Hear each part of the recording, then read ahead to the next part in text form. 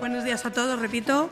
Muchas gracias por la invitación a estas jornadas. Siempre vengo encantada, aunque siempre tengo la sensación, no sé si a esta gente le interesará mucho lo que yo tengo que contar, pero bueno, como tristemente el coeficiente de cobertura se ha hecho famoso, pues esa es la parte que creo que más os interesa a todos. Pero lo que primero voy a intentar es explicar un poco qué es lo que hacemos, de dónde venimos y por qué llegamos a esta situación.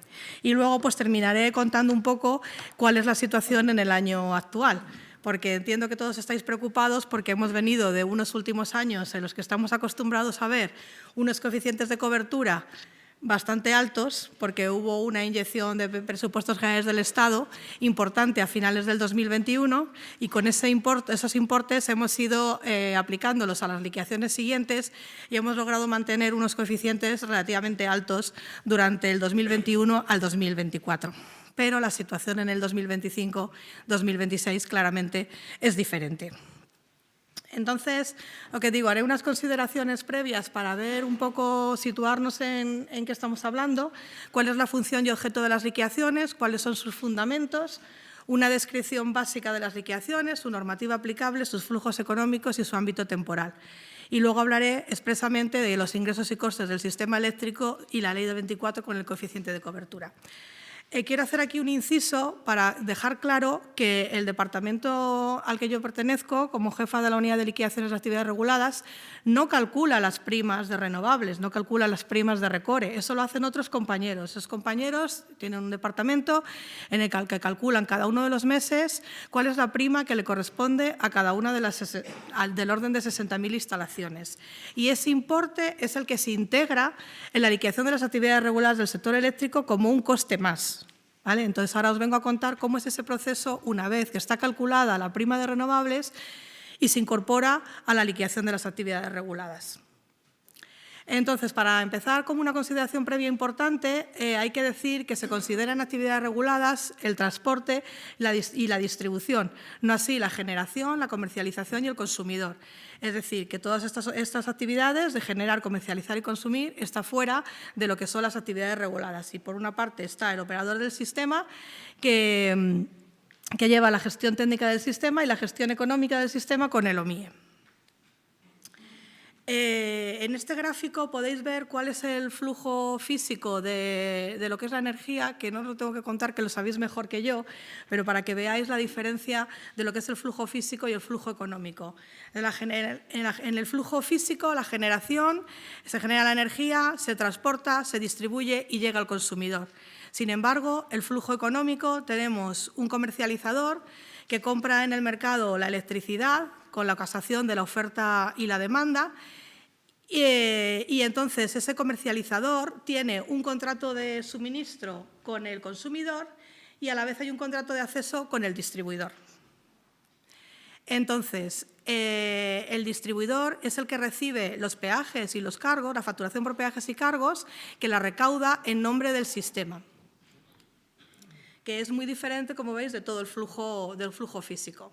Entonces, la disposición adicional 1ª de la Ley 3498 establece que la función de la comisión, que es el órgano encargado de realizar las liquidaciones, pero la competencia pertenece al Ministerio de Transición Ecológica, realiza la liquidación de todos los costes regulados que se establezcan para el conjunto del sistema cuando su liquidación le sea expresamente encomendada.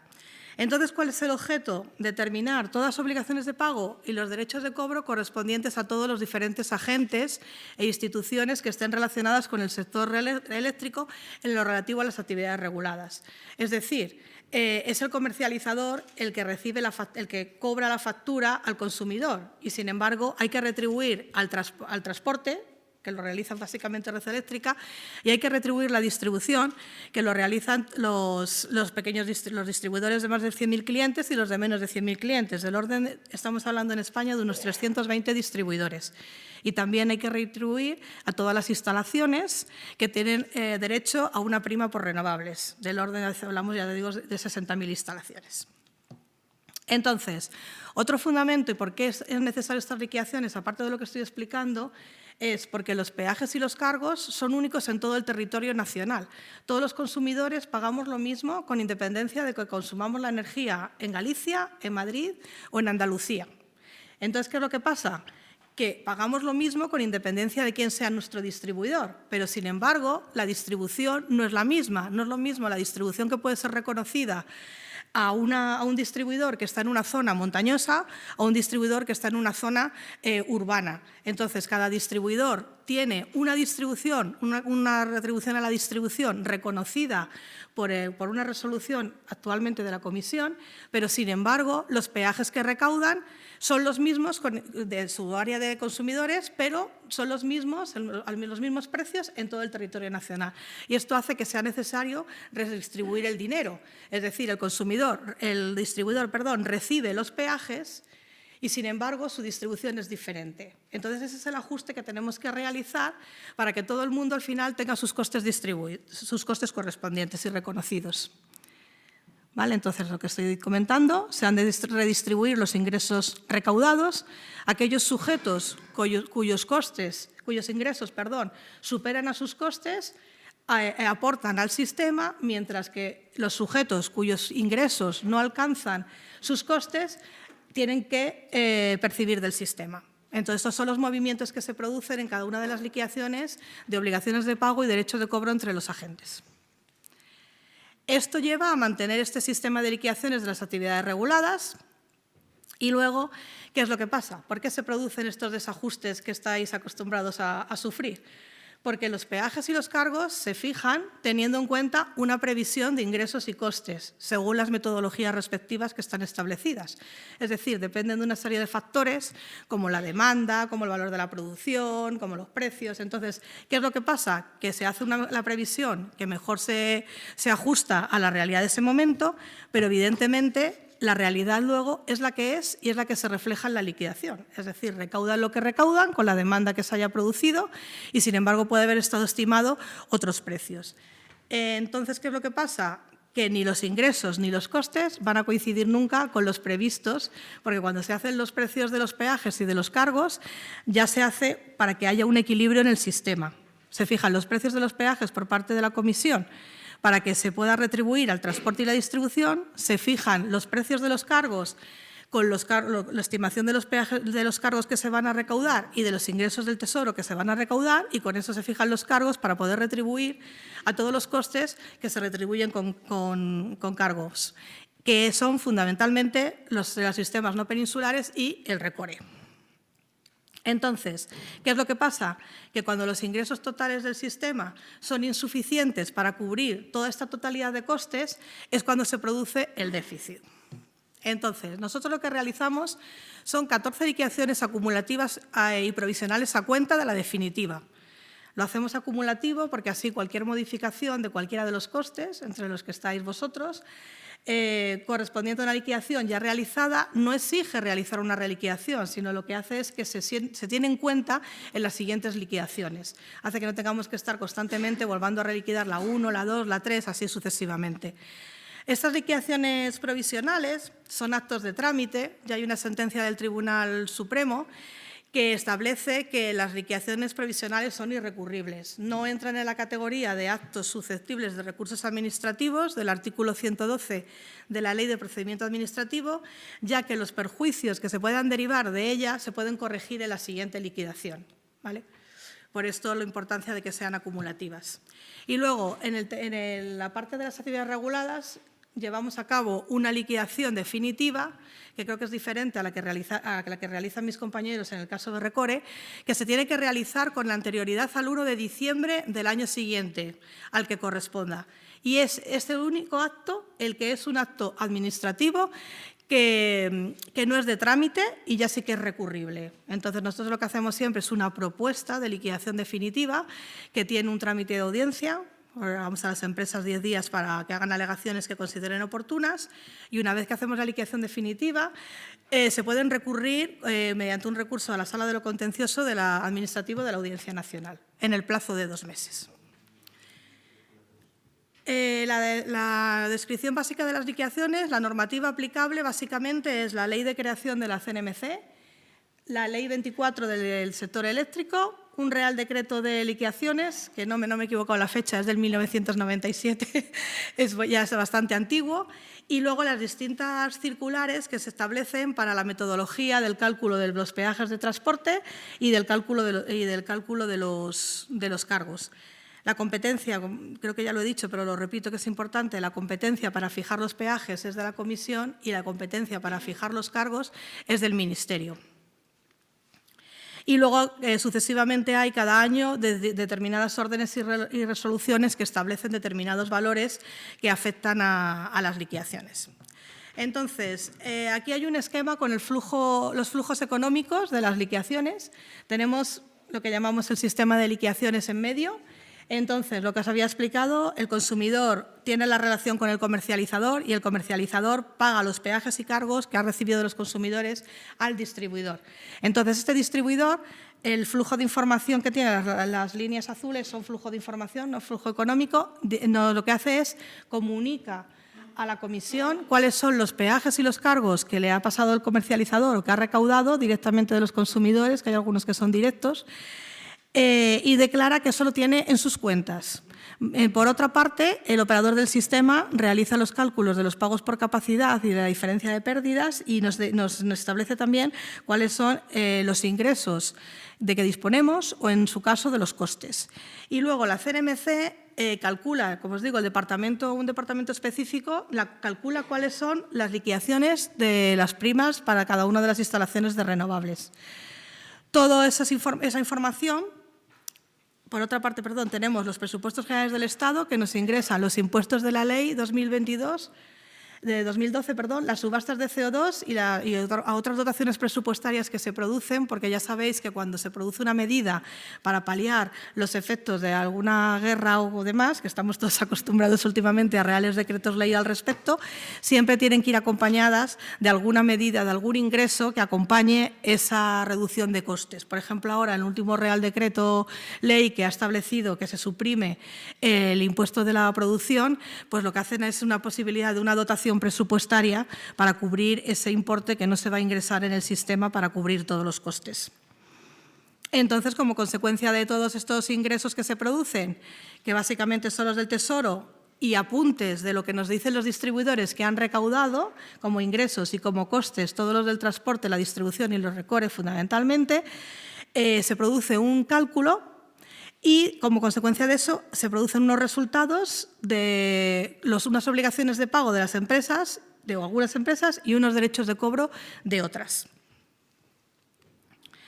El ámbito temporal, la Comisión recepciona la información con la declaración de las empresas, hace un control sobre esa información, la calcula, comunica a los agentes y luego puede realizar una verificación o una inspección de los datos que cada uno de los agentes nos ha proporcionado.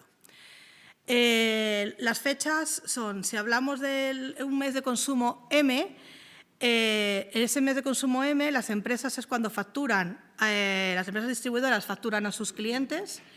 El día 25 del mes M+1 envían la información correspondiente a lo que han recaudado del mes M. Durante el mes M+2, M+1 y M+2, la Comisión realiza todos los cálculos necesarios para realizar la liquidación y la obligación legal es que al final del mes M+2 hay que comunicar a las empresas cuáles son sus obligaciones de pago y sus derechos de cobro. En el caso de las actividades reguladas, los cobros y los pagos se producen 15 días después de la notificación a los agentes. Y, sin embargo, en vuestro caso del RECORE, después de realizar el pago por las distribuidoras, hay 3 días en los que 3 días después se os realiza el pago. Entonces, ¿por qué surge el coeficiente de cobertura? Porque en el 2013 teníamos una situación de unos crecimientos excesivos de algunas partidas de coste que no garantizaban, que no tenían un ingreso correlativo para poder paliar ese coste. Entonces, como había un crecimiento, no había un crecimiento de la demanda como consecuencia de la crisis económica, con la Ley 5497 se produjo un déficit estructural que alcanzó 26.000 millones de euros, ¿vale? la buena noticia es que estamos a punto ya, a mediados del 2028 ya este déficit ya se ha cubierto, que será un coste menos del sistema, que será un poquito de apoyo al coeficiente de cobertura. Cuanto menos costes, mejor el coeficiente de cobertura. Y entonces esto llevó prácticamente a una quiebra técnica del sistema eléctrico y a una insostenibilidad financiera. Entonces se produjo una reforma estructural con la Ley 24/2013. Entonces, la Ley 24/2013 es la que introdujo el tema de los desajustes temporales. Habla de desajuste temporal cuando, como resultado de la liquidación de cierre del sistema, resulta un déficit de ingresos. Yo ya sé que la palabra temporal es muy dudosa, porque estamos hablando de una liquidación de cierre de un ejercicio, pero es como lo define la ley, desajustes temporales, y habla de liquidación de cierre. Entonces, en este caso, la cuantía, si se produjese, la cuantía no podría superar el 2% de los ingresos del sistema y no podría superar la deuda el 5% de también los ingresos estimados del sistema. En este caso, si se produjese esta situación de hacer una liquidación de cierre sin que hubiésemos cubierto el 100% de los costes, tendríais derecho todos los agentes a recuperar durante 5 años al ejercicio en que se produjera los importes que no hubieseis cobrado con los intereses respectivos. Esta situación, desde que entró la ley, no se ha producido en ningún año. En todas las liquidaciones de cierre ha habido superávit. Habéis cubierto el 100% de vuestros costes, lo habéis recibido, ya sé que con retraso porque durante los meses pues habéis recibido el coeficiente de cobertura que correspondiese, pero en la definitiva hasta ahora se ha alcanzado el equilibrio y ha habido incluso superávit que se han ido aplicando de unos años para otros. Sin embargo, la ley también habla de desviaciones transitorias, que es cuando se producen estos desajustes entre ingresos y en los costes, pero en las liquidaciones provisionales de las que estamos hablando. Entonces, estas desviaciones que se producen en las provisionales son soportadas por todos los agentes del sistema. Y todos son todos, es decir, es el transportista, son los distribuidores, son las instalaciones de renovables, son los de la demanda los interrumpibles, es decir, todos los agentes del sistema están afectados por este coeficiente de cobertura. Y son financiadas entonces de forma proporcional, es decir, que el coeficiente de cobertura es único y se aplica a todos los agentes. Perdón, con la excepción de las anualidades del déficit, que sí que establece la ley que las anualidades del déficit de ejercicios anteriores sí que cobran el 100% en cada una de las mensualidades. Entonces, ¿qué hace la comisión antes de realizar ninguna liquidación? Calcula el coeficiente de cobertura, que el coeficiente de cobertura es el porcentaje de los costes del sistema que pueden ser cubiertos con los ingresos disponibles. Entonces, ¿qué hacemos? Consideramos todos los ingresos que tenemos en cada una de las liquidaciones. Estos ingresos son, como hemos hablado, de los peajes y de los cargos, de los ingresos de los pagos por capacidad que nos indica Red Eléctrica, los ingresos del Tesoro que nos ha depositado en las cuentas el Tesoro, y luego están los costes, se le restan los costes, en primer lugar, los costes no afectados por el coeficiente de cobertura, que son el de la segunda subasta del déficit, el fondo de titulización del déficit, y esto se divide entre todos los costes que están afectados, que son todos. Básicamente, aquí hemos puesto los principales: transporte, distribución, recore, no peninsular, interrumpibilidad y pagos por capacidad. Todos financian el déficit. Entonces, este coeficiente de cobertura, que es la base de partida de cada una de las liquidaciones, se aplica a cada uno de los costes reconocidos para determinar cuáles son los costes que hay que pagar con cargo a las liquidaciones. Y este formulario, que yo creo que lo recibís muchos de los agentes, es el formulario C, que aquí os he traído un ejemplo de la liquidación 12. Tenéis aquí, en la parte izquierda, todos los ingresos que se disponen en ese momento en esta liquidación 12. Abajo, los costes que no están afectados por el coeficiente de cobertura. Tenemos 12.000 millones de ingresos, al que hay que restar directamente los 2.500 millones de costes que hay que pagar sí o sí al 100%. Fijaros que entre estos costes, además de la anualidad del déficit y del fondo de titulización del déficit, también hablamos de costes de ejercicios anteriores, ¿vale? O sea, si tenemos aquí algo de ejercicios anteriores, también se paga al 100%, tanto en vuestro caso como el transporte y la distribución. Y en la parte derecha tenemos todos los costes que están afectados por el coeficiente de cobertura. Ahí veis las cifras.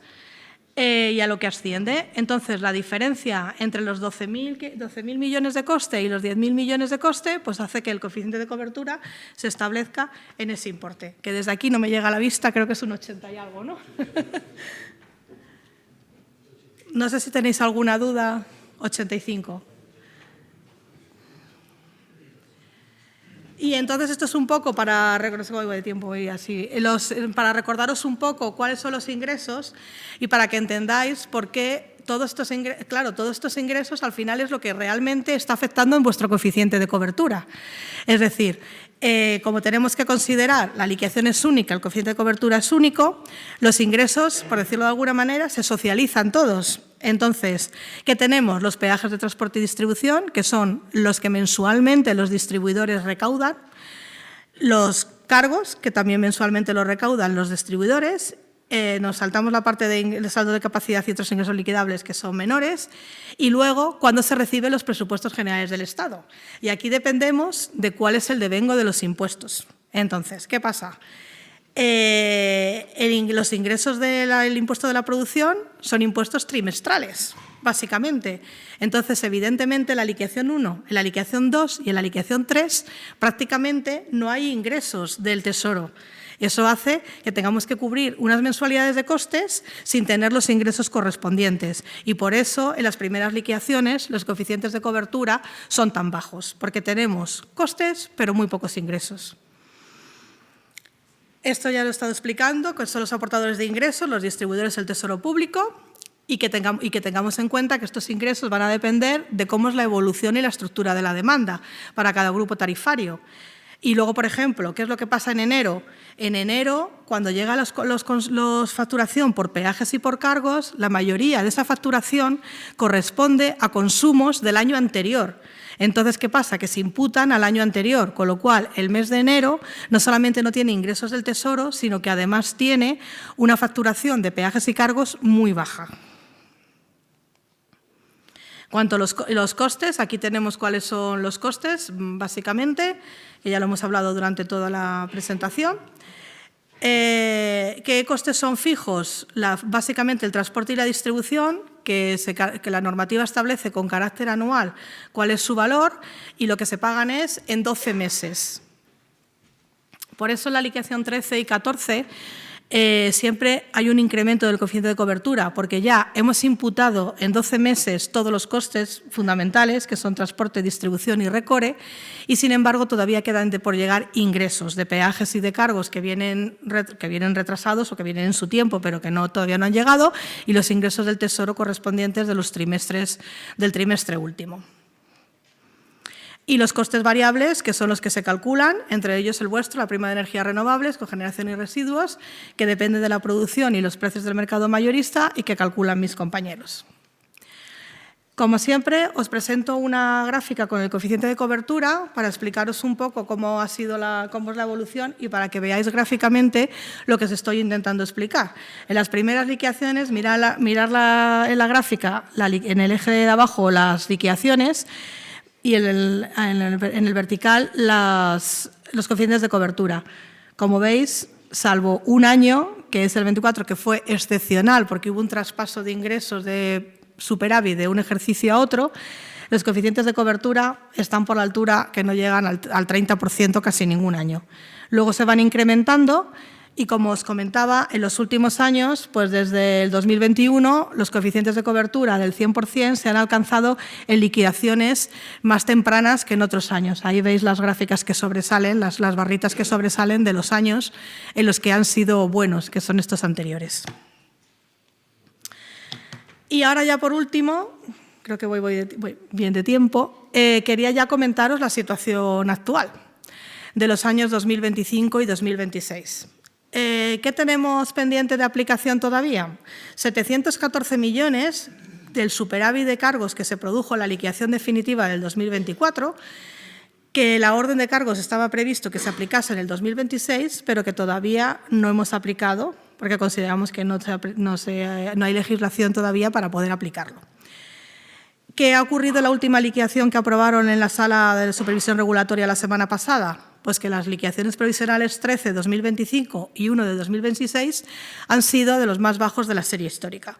Ahí tenéis la 13 del 2025, que es el segundo más bajo de toda la serie histórica, el segundo más bajo, con un 90,89%, y la liquidación 1 del 2026, que ha sido el tercero más bajo de la serie histórica, con un 17,90 y algo por ciento. 99, ¿no? 17,99.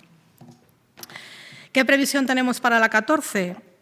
Tenemos pendientes de incorporar 900 millones de euros de ingresos del Tesoro que van a venir de los certificados de diciembre, de enero y de febrero.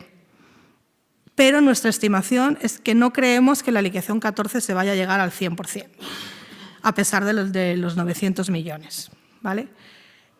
Y las liquidaciones del 2026 pues todavía es un poco pronto para saber cómo van a ir evolucionando, porque la 1 no es muy significativa, porque aunque sea la tercera más baja de la serie histórica, veis que no se ha llegado a porcentajes mucho más altos, hay que esperar un poco. Y luego, pues durante el 2026 también hay que tener en cuenta cómo evolucionan todos los costes de renovables con la nueva legislación que se va a ir aplicando. Ver cómo se produce el impacto del no impuesto de producción que se ha pospuesto en este trimestre, y ver cuándo se produce el ingreso correspondiente presupuestario para paliar esa caída de ingresos, y también cómo se produce el descuento de electrointensivos, que también se ha aplicado en el último Real Decreto Ley, que supone también una partida presupuestaria de 200 millones, para también saber cuándo se va a ir ingresando. Entonces, del 2026 no me atrevo a dar una previsión, pero de la 14 yo sí que diría que no vamos a alcanzar el 100%. Si lo alcanzamos va a ser muy justo. Va a subir con respecto al 90%, por supuesto, porque tenemos, lo que os digo, 900 millones, pero me atrevería a decir que no va a llegar al 100%. Ojalá me equivoque. No sé si yo por mi parte ya he terminado, no sé si tenéis alguna...